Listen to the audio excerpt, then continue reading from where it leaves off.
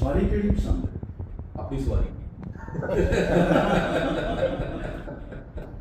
अस्सलाम वालेकुम सज्जनों ते बेलियो, अज असी मौजूद हाँ साडे मुल्क दे मारूफ मोटिवेशनल स्पीकर भी ने ते बहुत ज़्यादा गाइड कर रहे हैं नौजवान नस्ल के आइडियल भी ने ते बड़े अच्छे लिखारी ने।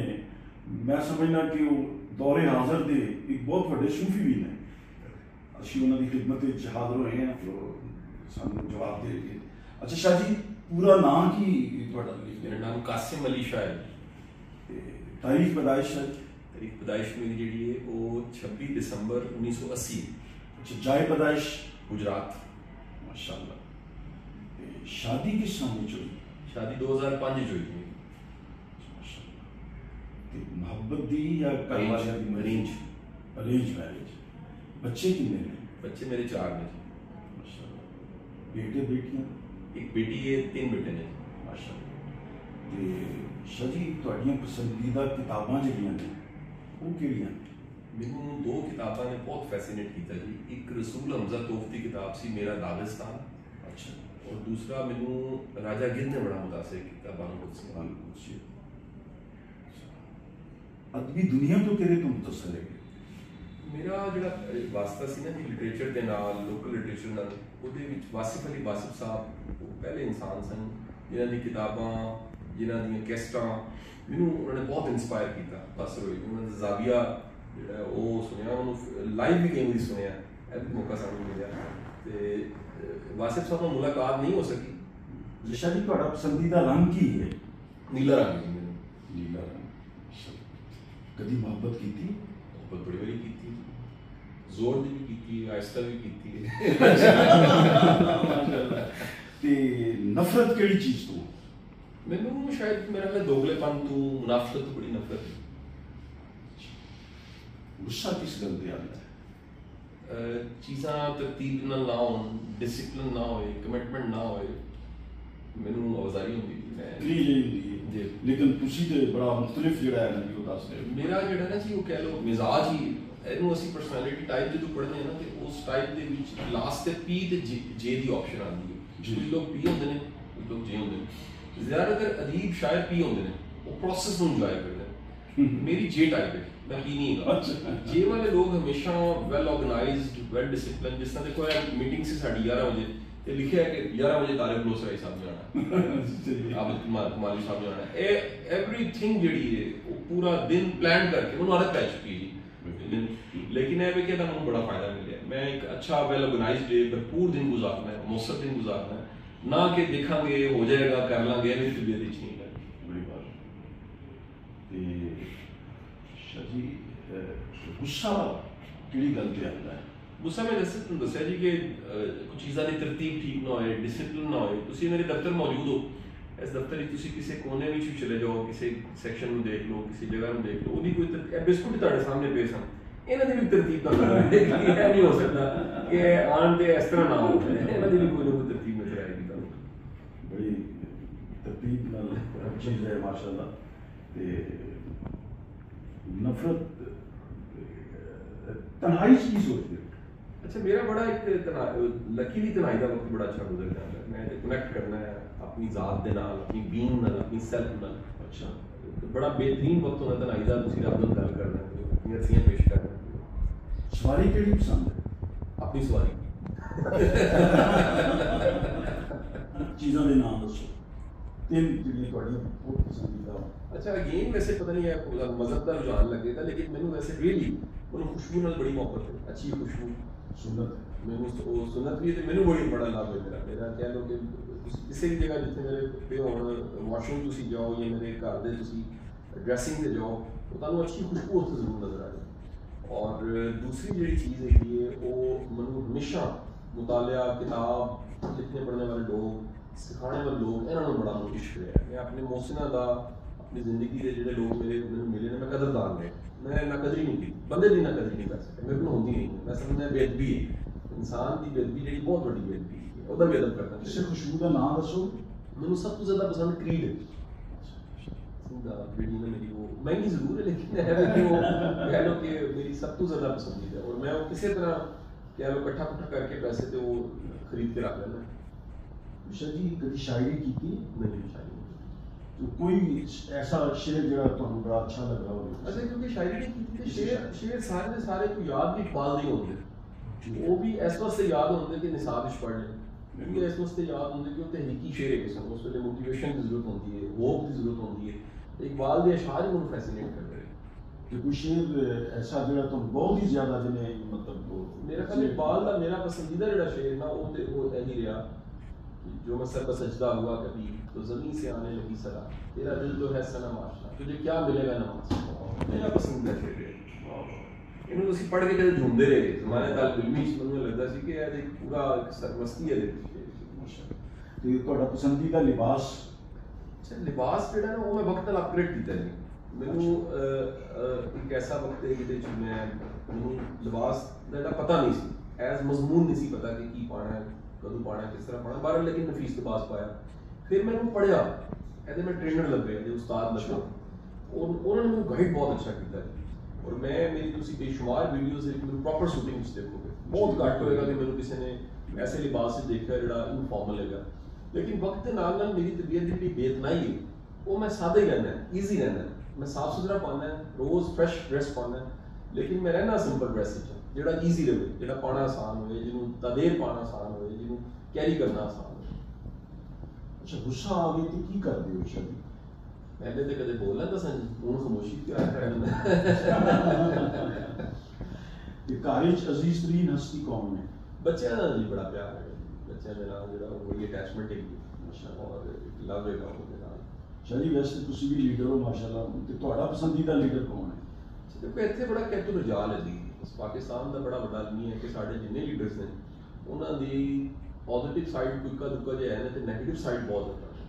ਕਈ ਐਸੇ ਲੀਡਰ ਨੇ ਜਿਹਨੂੰ ਅਸੀਂ ਫੋਲੋ ਵੀ ਕੀਤਾ, ਉਹਨਾਂ ਦੀ ਜ਼ਿੱਦ, ਉਹਨਾਂ ਦੀ ਹਰਦਰਮੀ, ਉਹਨਾਂ ਦੀ ਟੀਮ ਬਿਲਡਿੰਗ ਦੀ ਐਬਿਲਿਟੀ ਨਾ ਹੋਣਾ, ਉਹਨਾਂ ਦਾ किरदार का कद काट ना होना, वो आखिरकार किसी फिर बदजन हो जाते हैं। तारीख का सिर्फ तुहानू आखिरकार एक कोई लीडर मिलता है, वो हज़ूर दी ज़ाते गिरामी है, तुसी कहंदे हो कि उस तो अच्छा लीडर केड़ा हो? जी ज़माना की है, ज़माना आज है, सिर्फ ज़माना मौजूद बस और कुछ भी नहीं है, बाकी सब कहानी है, माजी गुजर गया है, मुस्तकबल का पता ही कोई नहीं गा, जो आज है वही है।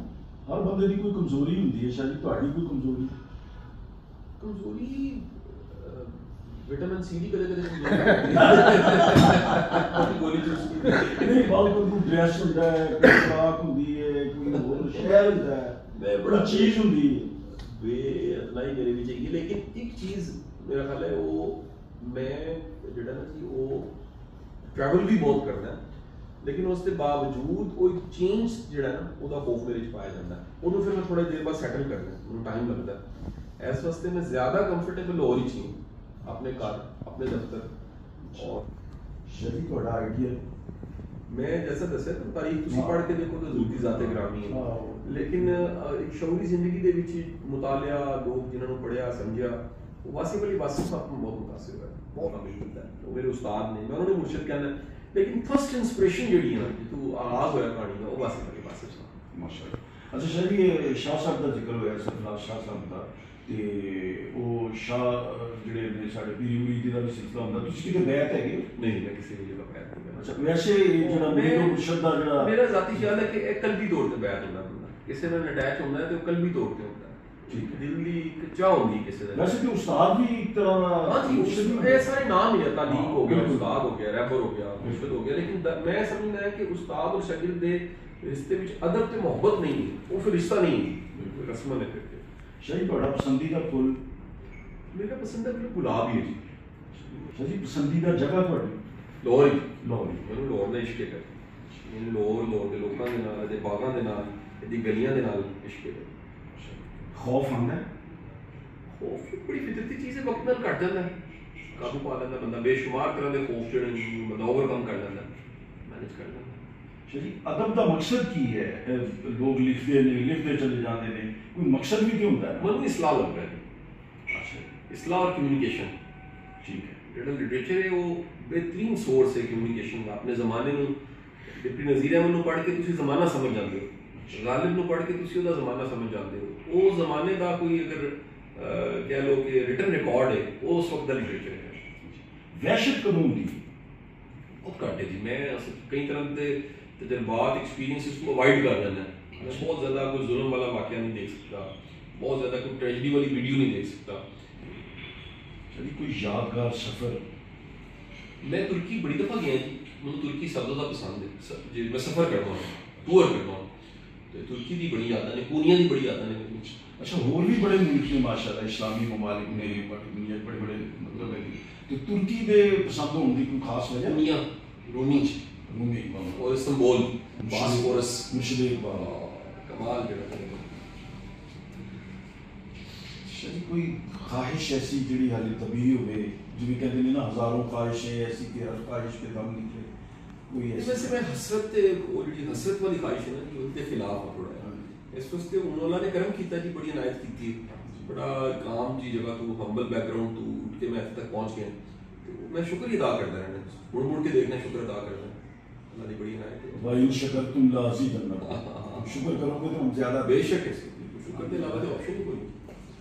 अच्छा शादी माशाल्लाह तुसी बड़े मारूफ हो, आलमी सतह ते तुसी मतलब तुहाड़ियां चीज़ां वेखियां जांदियां ने, पढ़ियां जांदियां ने, सुनियां जांदियां ने, ते इस शोहरत की वजह नाल कोई बाज़ बार बंदे नूं मुश्किलात भी होंदियां ने जो अवामी जगह ते जांदा है, पब्लिक मकामात ते जांदा है, ते कोई की दुश्वारियां पेश आंदियां ने ज़्यादातर? देखो सर ਇਹਦੇ ਵਿੱਚ दो चीज़ां ने। मेरा क्योंकि पढ़ाने का बैकग्राउंड है, सारी जिंदगी में पढ़ाया है, टीचर ही काम, ट्यूशन तो उठते तक पहुंचे, ਉਹਦੇ ਨਾਲ कैपेसिटी बिल्डिंग हो गई, हम्बलनेस आ गई, लोगों को अकोमोडेट करना आ गया, लोगों को मिलना आ गया, ईगो नहीं रही, ईगो मैनेज करनी आ गई। मैं नहीं कहता ईगो खत्म तो नहीं हो सकती, लेकिन ईगो को मैनेज करना आ गया, और ਉਹਦੇ ਨਾਲ आसानी है मिली कि ये ਜਿਹੜੇ चैलेंज ने लोगों ने मिलन दे, अकोमोडेट करन दे, इन्हां ਨੂੰ मैनेज कर लेना। लेकिन फिर भी क्योंकि मखलूक खुदा बहुत ज़्यादा है, और इस बाज़ औक़ात किसी की लाइफ नहीं होती है, बाज़ औक़ात को बंदा आपे ही कंज्यूम करके चीज़ में बैठा होता है, तो वो फिर सम टाइम ਉਹਦਾ रवैया अजीब लगता है, बहुत घट ऐसा होता है। मैं तो कहना मैंने मुहब्बत बहुत ही ज़्यादा मिली है, मैं अपने दोस्तों का, अपने करीबी सर्कल का महबूब ही रहा हमेशा। और मेरा अगला सवाल सी शोहरत के फायदे की ने, उन्हां दी कोई भी फायदा है कि मोहब्बत मिली? हाँ, बड़ी मोहब्बत मिली मैनू। मैं समझना कि मैनू अल्लाह ने सब तो ज़्यादा जी दौलत दी है, दोस्तों की मोहब्बत करने वाली दौलत दी है। ऐसे ऐसे खूबसूरत लोग मेरे बोलने, तारक लोग सराइवर में, ये जिंदगी का मेरा अहसासन है, इन्होंने मैं कहते गवा ही नहीं सकता। मैं दोबारा भी आवां ये मैनू चाहिए, लोग चाहिए दोबारा मैं दोबारा आ जाऊँ तो मैं कितने में तारक लोग सराइवर बुलाओ जी, वो ना होना चाहिए।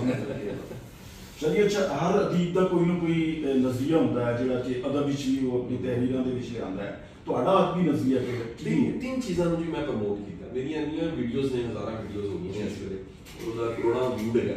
तीन चीज़ां नूं, एक मैं ईगो मैनेज करने ते बड़ी गल कीती, हमेशा मैं कोशिश की है कि लोग अपनी ईगो नूं मैनेज कर सकन। दूसरा शुक्र दे उत्ते मैं बहुत ज़्यादा बोले, लैक्चर, वर्कशॉप, सेशन, क्योंकि सानूं इंसानां दा भी शुक्र अदा करना चाहिए।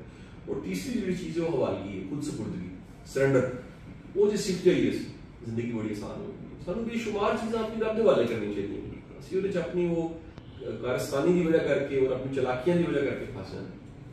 यार इस वेले तुसीं ते माशाअल्लाह नस्ल लिखदे हो, नज़म जिहड़ी है वो तुसीं पढ़दे होवोगे, इकबाल नूं तुसीं पढ़िया, उन्हां दीयां गज़लां नज़मां भी पढ़ियां, ते इस वेले इन्हां दोनों चीज़ां दे विच यानी जिहड़ियां असनाफे अदब हैगियां ने जिहड़ियां इहदे च किहड़ी चीज़ दी ज़्यादा जरूरत है, किहड़ी चीज़ ते स्ट्रेस देना चाहिए लिखारी नूं? मेरा ख्याल कि ओवरऑल लिटरेचर ही अपग्रेड होना चाहिए इस वेले। अच्छा साडा वक्त दे नाल नाल दा लिटरेचर जिहड़ा वो बहुत डैमेज होया जी। तुसीं पिछले 30 सालां दा कोई वड्डा अफसाना दस दिओ, कोई वड्डा लिटरेचर दस दिओ, असीं हर लिहाज असीं लोग कहंदे ने फिल्म इंडस्ट्री तबाह हो गई, मैं कहना लिटरेचर भी तबाह हो गया साडा।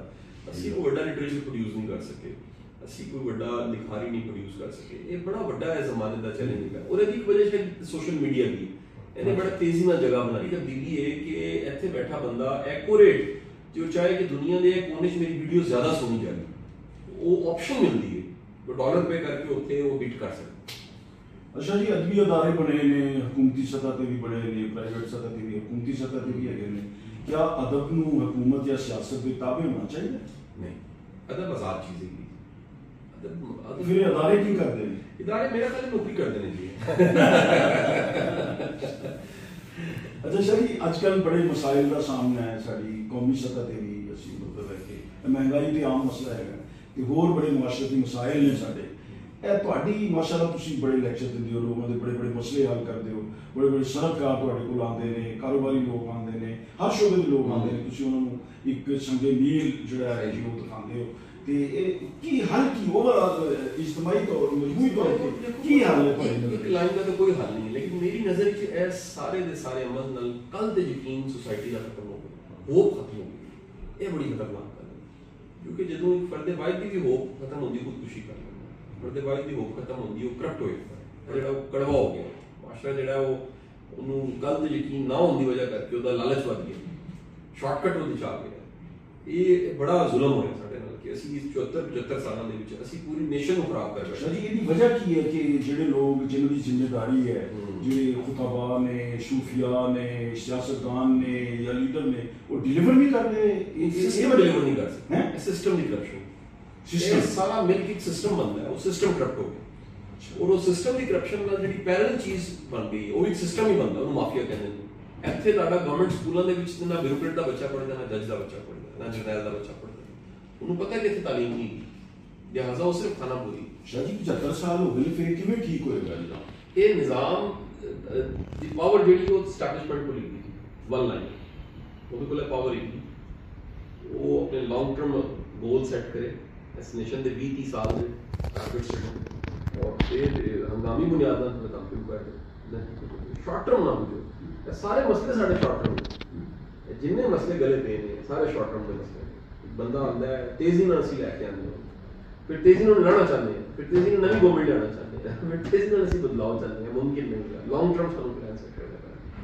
ਤੇ ਸ਼ਾਹ ਜੀ ਜਿਹੜੀ ਸਾਡੀ ਇਸ ਵੇਲੇ ਨਸਲ ਹੈ, ਇਹਦੇ ਵਾਸਤੇ ਤੁਸੀਂ ਕੀ ਕਹਿਣਾ ਚਾਹते ਹੋ ਇਸ ਨਿਸ਼ਿਸ਼ ਦੇ ਹਵਾਲੇ ਨਾਲ? ਮੈਂ ਜ਼ਰੂਰ ਕਹਾਂਗਾ ਕਿ ਦੇਖੋ ਇਸ ਨਸਲ ਨੂੰ ਮਿਹਨਤ ਦੀ ਆਦਤ ਹੋਣੀ ਚਾਹੀਦੀ। ਅਸੀਂ ਬੜੀ ਵੱਡੀ ਫੌਜ ਨਖੱਟੂ ਲੋਕਾਂ ਦੀ ਪੈਦਾ ਕਰ ਸਕਦੇ ਇਸ ਮਾਸ਼ਰੇ ਦੇ ਵਿੱਚ, ਇੱਕ ਕਮਾਂਦਾ ਸਾਰੇ ਖਾਂਦੇ ਨੇ। ਕਾਸ਼ ਕਿ ਚਾਈਨਾ ਦੀ ਤਰ੍ਹਾਂ, ਹਾਂਗਕਾਂਗ ਦੀ ਤਰ੍ਹਾਂ ਜਿਹੜੀ ਸਾਰੀ ਬੈਲਟ 40-50 ਸਾਲ ਦਾ ਉਮਰ ਦਾ ਵੀ ਕਮਾ ਰਿਹਾ, 70 ਸਾਲ ਦਾ ਵੀ ਕਮਾ ਰਿਹਾ, 80 ਸਾਲ ਦਾ ਵੀ ਕਮਾ ਰਿਹਾ, ਮਿਹਨਤ ਕਰ ਰਿਹਾ, ਉਹ ਕੋਈ ਬੋਰਡ ਨਹੀਂ ਲਾਉਂਦਾ ਕਿ ਮੈਂ ਬੁੱਢਾ ਹੋ ਗਿਆ, ਉਹ ਮਿਹਨਤ ਨੂੰ ਫਖਰ ਮਹਿਸੂਸ ਕਰਦਾ। ਸਾਡਾ ਪ੍ਰੋਬਲਮ ਹੈ ਕਿ ਅਸੀਂ ਉਹ ਮਿਹਨਤ ਬਾਹਰ ਜਾ ਕੇ ਕਰ ਲੈਂਦੇ ਨੇ ਵਾਸ਼ਿੰਗ ਦੀ ਸ਼ਕਲ ਦੇ ਵਿੱਚ, ਇੱਥੇ ਕਰਨ ਨੂੰ ਤਿਆਰ ਨਹੀਂ। ਕਾਸ਼ ਕਿ ਕੌਮ ਮਿਹਨਤੀ ਹੋ ਜਾਏ, ਮਿਹਨਤੀ ਹੋ ਜਾਏ ਤੇ ਕੰਮ ਤੇ ਕਰਨ ਨੂੰ ਬੇਸ਼ੁਮਾਰ ਕੰਮ, ਕੁਦਰਤ ਦੇ ਖਿਲਾਫ ਭੇਜ ਕੇ ਫਿਰ ਡੈਮੇਜ ਕਰ ਦਿੰਦੀ ਹੈ ਕਿ ਕੰਮ ਕਰੋ। और 22 करोड़ की यूथ है, आवाम की 12 करोड़ की यूथ है, तो करने को काम ही बहुत है, और ये काम चोरी खत्म हो जाए मसले आ सकते।